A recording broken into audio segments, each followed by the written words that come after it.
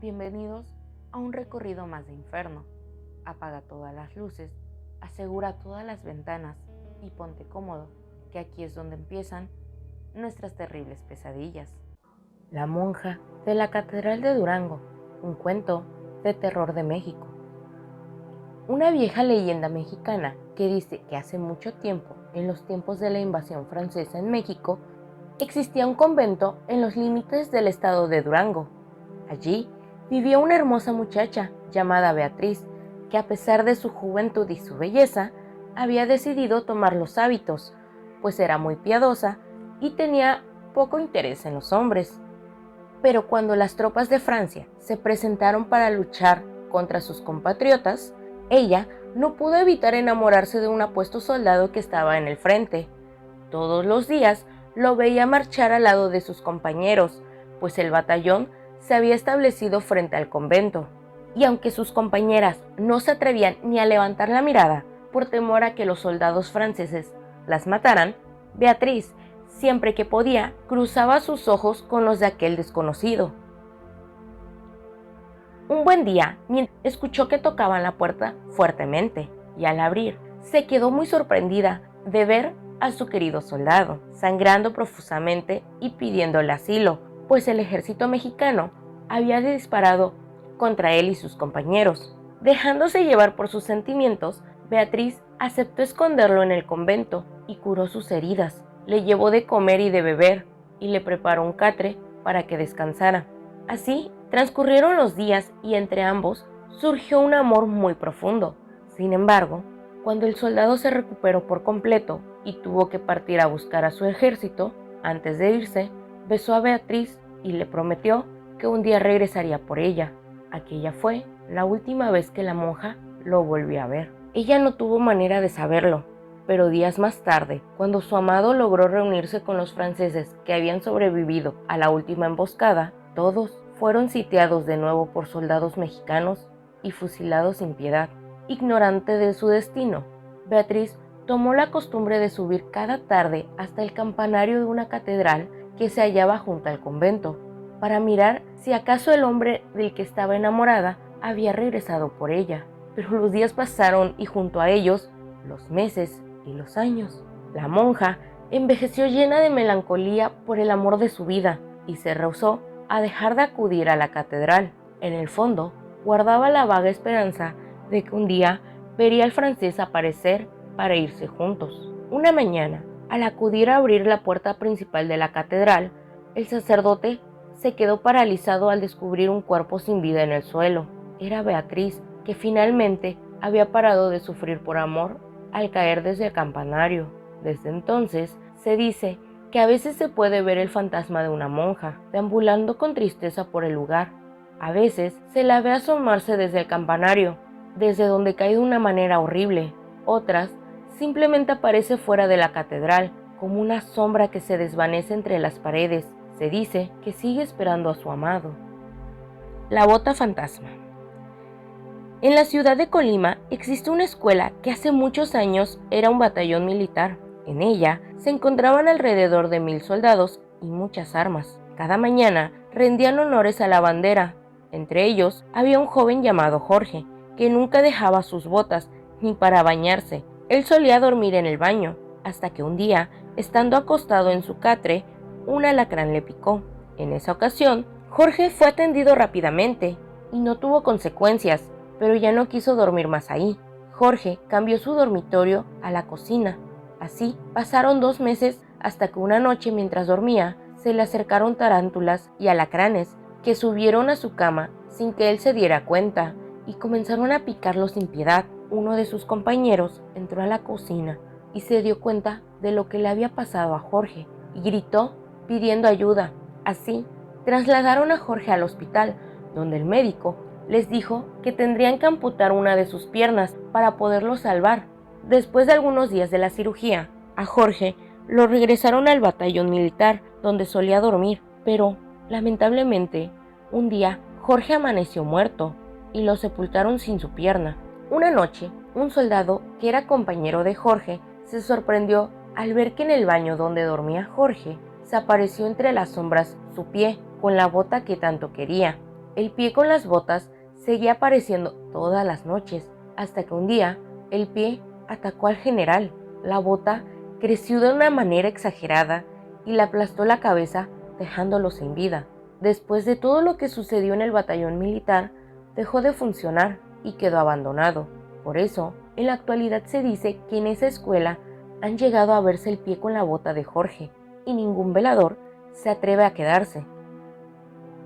La mujer que no podía morir.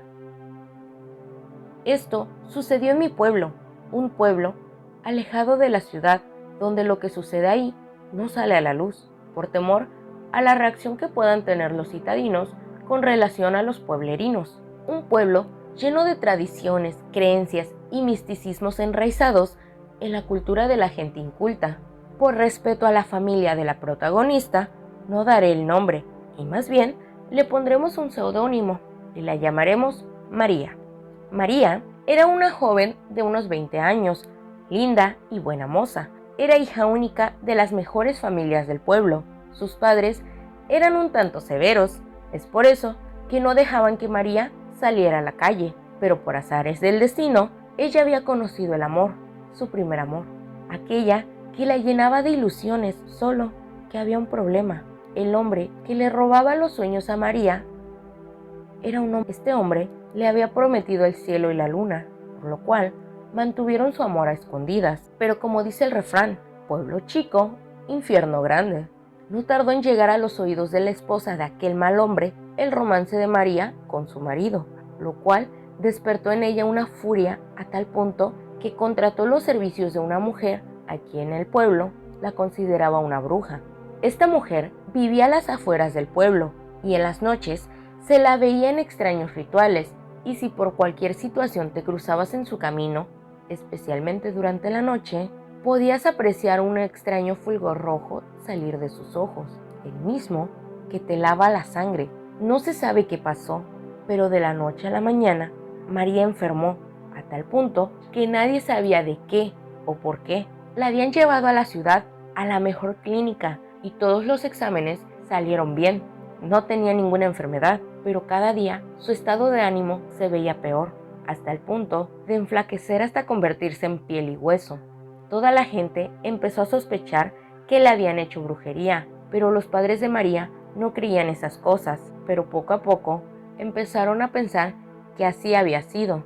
Fue entonces que la familia entera fue a reclamar a la mujer de aquel mal hombre, pero lo que no sabían es que ésta había desaparecido junto con su marido, y nadie sabía más de ellos. María ya era solo un despojo humano, pues no comía, no hablaba, y de sus ojos solo caían lágrimas, formando en sus mejillas 2 surcos a flor de piel que daban miedo. Luego de 6 meses ocurrió lo inevitable. María lanzó su último suspiro y murió. Aquella noche fuimos al velorio. María solo era casi un esqueleto con piel. Su corazón se había detenido, pero lo más raro es que aún tenía un poco de calor corporal. Dada la medianoche, y nos dispusimos a orar por el descanso de María. Pasaron 3 horas desde que el corazón de María había dejado de latir, pero ocurrió algo que nadie pudo imaginar, algo por demás espeluznante. María volvió a la vida. Nadie supo explicarse. Todos vimos con terror cómo ella abrió los ojos y un grito de terror invadió la sala. Todos estábamos perplejos y asustados por lo que había acontecido, menos la familia, que estaban felices de que María volviera a la vida, pero esa felicidad no duró mucho tiempo. Dada la medianoche, nos dispusimos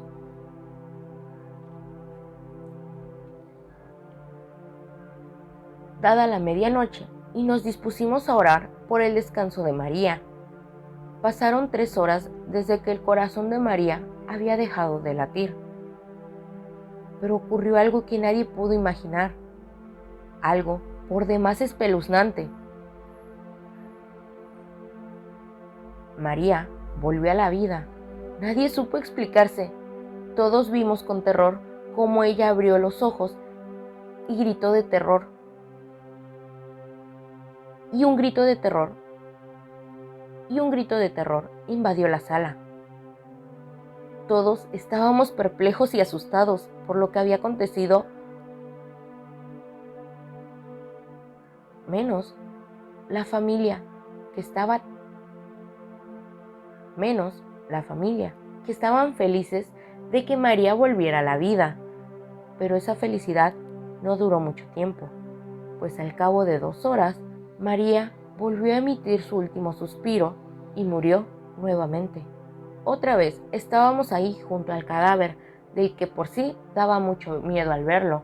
Al cabo de 3 horas, entre oraciones e incenso y llanto de la familia doliente, María volvió a abrir los ojos, ya descarnados. Qué maldición tan grande había recaído en la pobre de María, que ni la muerte la quería. ¿Qué brujería había hecho aquella maldita bruja? Otra vez estábamos aterrorizados y más que todo compungidos por ver tanto dolor, y al cabo de 2 horas, cual si fuese un círculo vicioso, María dejó de respirar. Esta vez, pasadas las 3 horas, no despertó más, así que todos pensamos que aquella maldita maldición había terminado, y por fin María descansaría en paz. Fuimos en procesión hasta el cementerio, que sería la última morada de aquella muchacha joven y hermosa, pero que se había convertido en una muerta viviente. Los funerales siempre son tristes, y más en los pueblos pequeños, en donde todos se conocen y comparten su dolor. Ya enterrada María, pensamos que todo aquello había terminado, mas esa noche en el cementerio se escuchó el llanto más horrible salido desde el mismo infierno, hasta el punto que los vigilantes tuvieron que huir de ahí al oír los gritos, y esos ruidos y ese llanto maldito que los hacía estremecer. Al día siguiente, avisaron a la familia y tuvieron que exhumar los restos de María.